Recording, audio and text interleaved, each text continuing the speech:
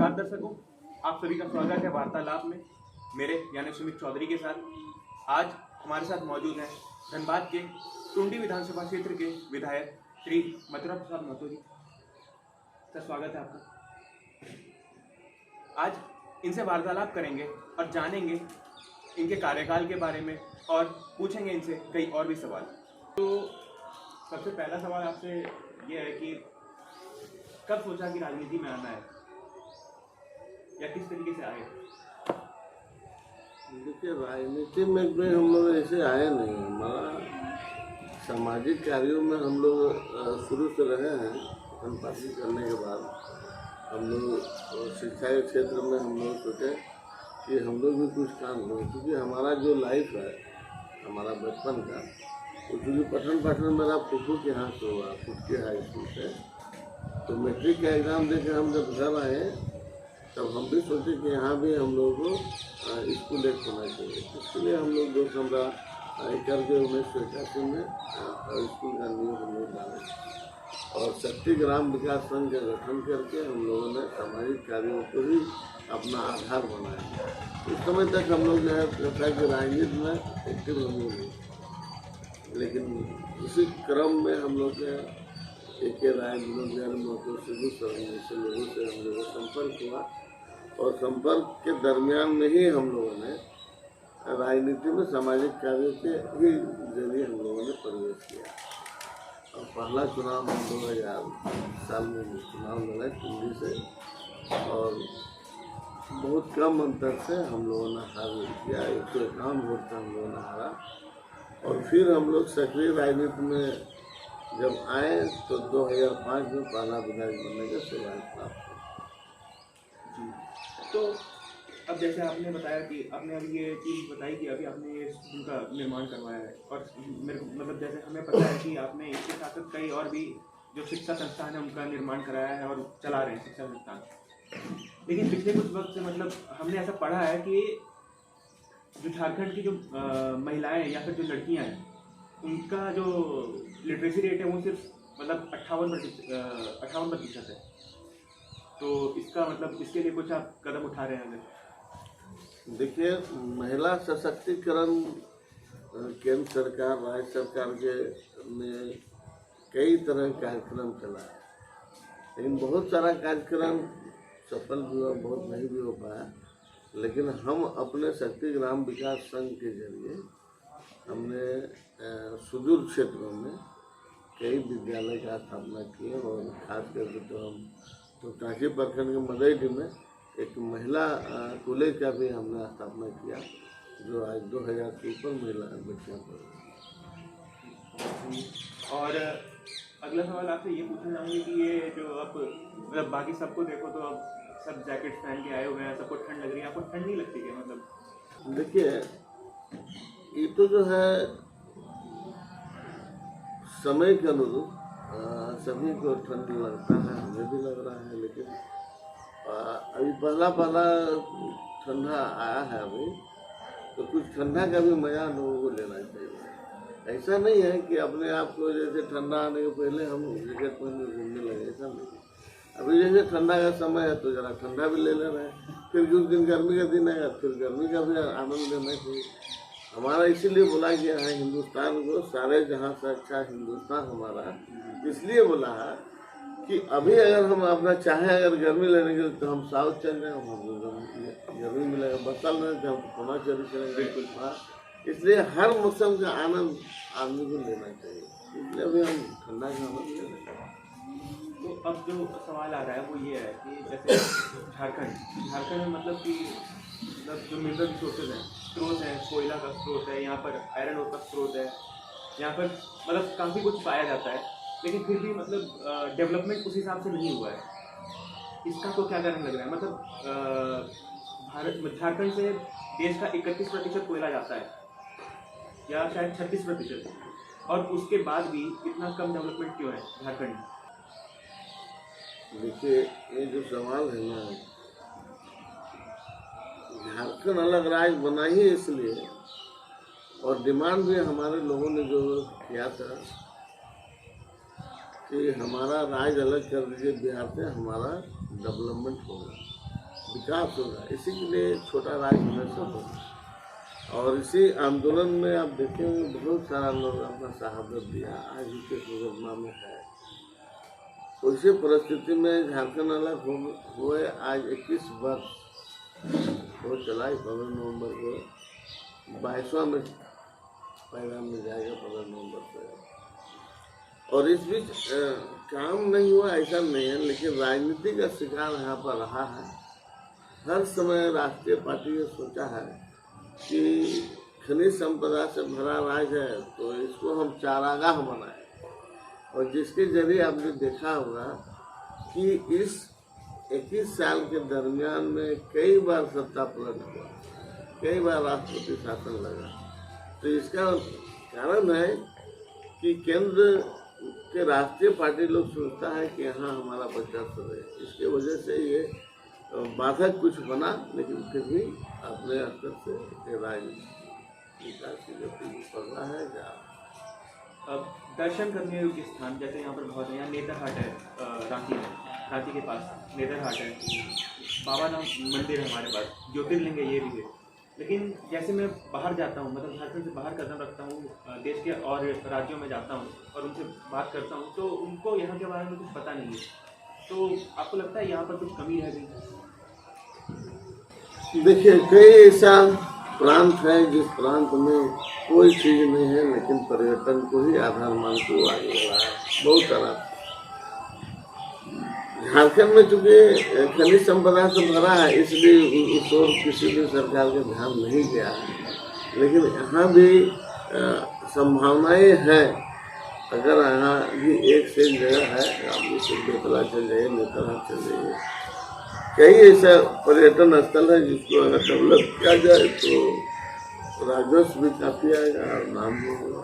हमारे यहाँ सबसे बड़ा जो है झारखंड में जैन लोगों का पारसनाथ है, मधुबन पारसनाथ, ये सबसे बड़ा तीर्थ स्थल है। ये भी हमारे झारखंड में, इसलिए सौभाग्य की बात है और इस पर लोगों को आकर्षित करना चाहिए। तो जैसे मतलब आप रेवेन्यू मिनिस्टर भी रहे, तो अब इसमें यह है कि आपको नहीं लगता है पर्यटन से रेवेन्यू का भी काफ़ी फायदा होता है? अगर मतलब इसका प्रचार ठीक से किया जाए, लोग अगर घूमने आए तो झारखंड राज्य और भी विकसित होगा। हमने कहा ना कि खनिज संपदा से भरा है, इसलिए इस ओर किसी का सरकार का ध्यान आकृष्ट नहीं हो पा रहा है। लेकिन अगर इसको पर्यटन ख्याल से यदि विकसित किया जाए तो कई जगह है जिसको विकसित करने से पर्यटन यहाँ आ सकते हैं। एम्स को लेकर एक सवाल है कि एम्स अभी झारखंड में आया, बहुत वक्त लग गया इसको आने में। मतलब झारखंड में अभी भी जो मेडिकल फैसिलिटीज़ है उसको और उसके ऊपर और भी काम करने की ज़रूरत है। हालांकि हमने कोविड के दौर में काफ़ी अच्छा काम किया और उस पर काबू भी पाया, लेकिन फिर भी आपको नहीं लगता कि एम्स का गठन जो है यहाँ पर, या फिर एम्स का निर्माण जो है पहले हो जाना चाहिए था?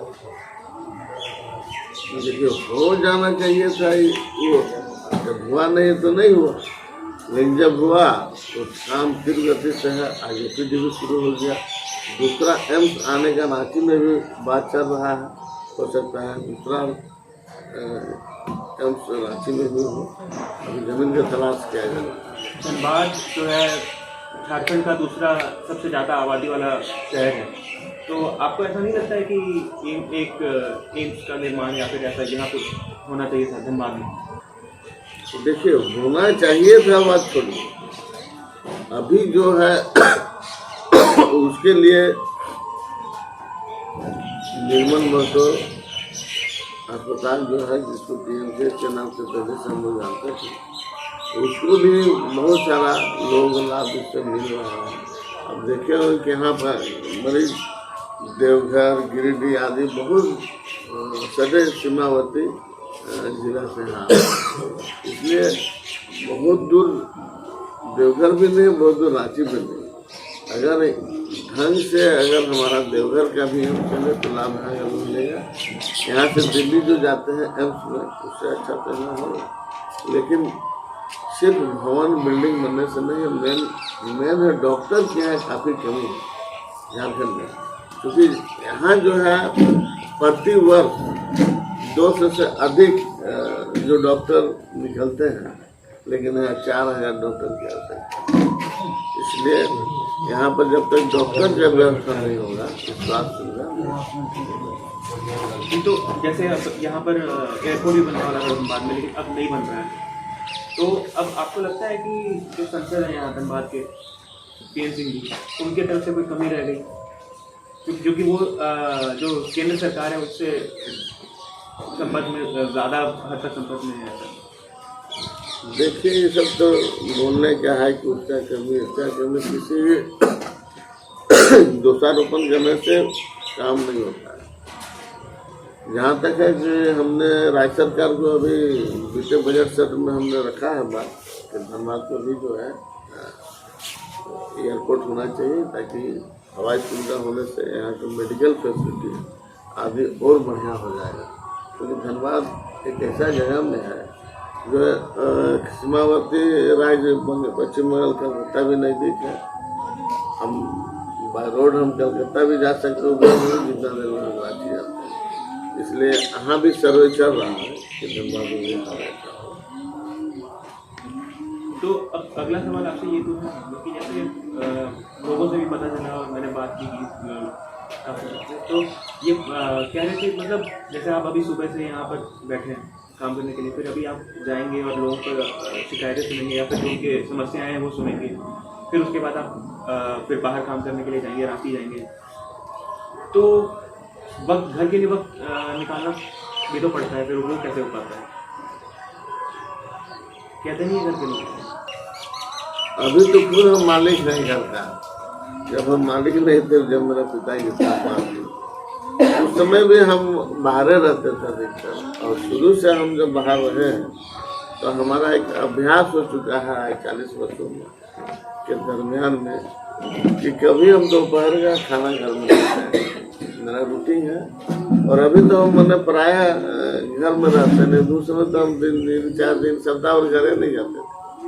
इसलिए हमको कभी भी ये समस्या नहीं हुआ कि हमको बाजार करना है, हमको ये करना है, हमको वो करना है। सामाजिक जो दायित्व है उससे हम जुड़े रहे हैं शुरू से, और आज भी है।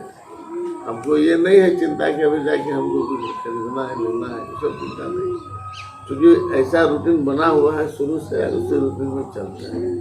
सुबह 6 बजे से लेके हम रात 9-10 बजे तक क्षेत्र में रहते हैं। नक्सलवाद झारखंड में आपको लगता है इससे नुकसान हो रहा है और उनको मुख्य धारा में लाने की कोशिशें की जा रही है क्या सरकार की तरफ से? सरकार की तरफ से बिल्कुल जारी है। आप देखते होंगे कि कई तरह का प्रोत्साहन के चलते आज झारखंड में पहले की अपेक्षा काफ़ी कम हुआ, और अब देख रहे रोड रास्ता भी सब एरिया में बना है। हमने भी एक कई स्कूल खोले हैं कि ताकि लोग मुख्य धारा से जुड़े। अभी गिरिडीह जिला का हरलाडी हिल टाउन प्रखंड पड़ता है, वहाँ भी हमने एक इंटर कॉलेज का स्थापना की, वहाँ भी बच्चे उसके पढ़े। कुंडी में भी Shivbhushan inter college, Shivbhushan degree college का स्थापना करके वहाँ भी खोले हैं। धारा से जुड़े काफ़ी कुछ जमी है। पेट्रोल और डीजल के प्राइसेस, मतलब महंगाई एक तरीके से, इस पर बात करना बहुत ज़रूरी है। अभी कल ये सरकार ने ऐलान किया है कि टैक्सेस में जो है लोगों को छूट दी जाएगी दिवाली के मौके पर, और पेट्रोल के दाम जो है वो 5 रुपये से कम होंगे और डीजल के दाम 10 रुपये से कम होंगे। लेकिन अब इसमें आपको कुछ गलत लग रहा है, या फिर क्योंकि इतना रेट बढ़ने के बाद ये 5 रुपये की कमी देना? लेकिन महंगाई चरम पर है, और ये केंद्र सरकार का दूरदर्शिता है कि जनता के बीच में आने से पहले कहा था कि हम महंगाई को रोकेंगे, लेकिन असफल रहा है। केंद्र सरकार इस पर गंभीरता से अगर ले तो निश्चित रूप से आगे पब्लिक को राहत मिल सकता है। राज्य सरकार का जो दायित्व है, राज्य सरकार ने घोषणा किया है कि हम उसमें टैक्सेस करें, लेकिन जनता को राहत से भी नहीं मिलेगा। जैसे मैं पता चला था 18 वर्ष की आयु से ही सामाजिक व्यवस्था को ठीक करने में लगे हैं या समाज सेवा में लग गए हैं, तो युवाओं को क्या संदेश देना चाहिए? देखिए, युवाओं को सबसे पहले तो ये संदेश है कि केंद्र सरकार और राज्य सरकार का ऐसा कोई योजना नहीं है कि रोजगार से जोड़ सके। इसलिए मेरा खास करके कहना है कि किसान जब तक मजबूत नहीं होगा, आप पठन पाठन करके कितना भी आइए जॉब करके आप रोजगार से नहीं जुड़ सकते हैं। आप देखते होंगे कि साउथ में 100 से अधिक इंजीनियरिंग कॉलेज अब बंद होने जा रहा है। इसलिए बंद होने जा रहा है कि बहुत सारे लोग अपना लड़का भी चाहा कि हम इंजीनियर बनाएं, बन तो गए लोग, लेकिन कहीं उसके जॉब नहीं। आज MBA करके लोग, M.Ed करके लोग बैठा हुआ है घर में। इसलिए मेरा कहना है कि यहाँ सबसे पहले हमारा जो जमीन है उस जमीन को उपजाऊ बनाए, किसान को मजबूत करें और किसान उद्योग का दर्जा अगर मिले तो निश्चित रूप से हमारा राज्य भी आगे जाएगा, देश भी आगे जाएगा। अब आपने जैसे किसान का नाम लिया अभी, तो अब किसान का नाम है तो खेती आती है, तो खेती में आपको नहीं लगता जैसे झारखंड में मैंने इस चीज़ पर ध्यान दिया है कि यहाँ विशेषकर सिर्फ धान की खेती पर ही ध्यान दिया जाता है और कोई फसल पर उतना ध्यान नहीं दिया जाता है। तो आपको नहीं लगता है कि सरकार को इसके लिए भी कोई कदम उठाने चाहिए, जिससे मतलब धान की खेती से भी लोग हटें ताकि लोगों का जो आय है वो बढ़े? देखिए, यहाँ पर जो है ना, सारा दोष सरकार पर हम लोग नहीं दे सकते। हम लोग के बीच भी जो है, जो खामियां हैं, जो कमी है, उसको देखना है।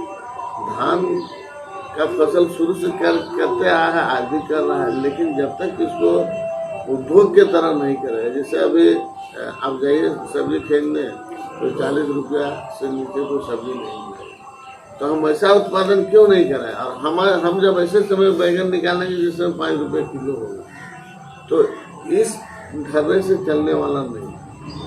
हम लोग किसान को खुद आगे आकर किसान को ये सोचना होगा कि आधुनिक खेती हम जब तक नहीं करें उसको नहीं होगा। चलिए देखिए, हम आज भी खेती करते हैं, हमारा धान कर हुआ है। बहुत बहुत धन्यवाद, नमस्कार। दर्शकों, आपसे मिलेंगे फिर किसी नई शख्सियत के साथ।